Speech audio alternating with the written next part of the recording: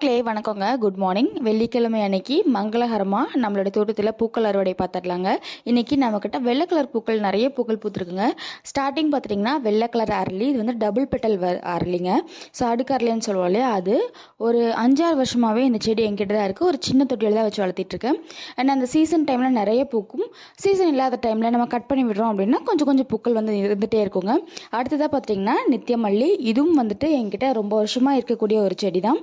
ஒரு தொட்டியில் வந்து வச்சுருந்தேன், இந்த பிளாஸ்டிக் டப்பில் வச்சுருந்தேன். இப்போ தான் வந்து க்ரோ பேக்கில் மாற்றிருக்கேங்க. 18க்கு 18 க்ரோ பேக்கில் வந்து வச்சுருக்கேன். இடையில வந்து பூக்கள் நல்லா பூத்து கட் பண்ணி விட்டுருந்தேன். இப்போ மறுபடியும் தழைஞ்சு வந்து பூக்கள் வச்சுக்கிட்டு இருக்குங்க. இது இல்லாமல் வாடாமல்லியில் பிங்க்கு, ஒயிட்டு, வயலட் எல்லாமே வந்துட்டு அறுவடை பண்ணுறேன். ஸோ பிங்க் கலர் வாடாமல்லி பூக்களோட விதைகள் நிறைய பேர் கேட்குறீங்க. விதைக்காக ஒரு சில பெரிய பெரிய பூக்கள் வந்து விதைக்காக விட்டுருக்கேங்க.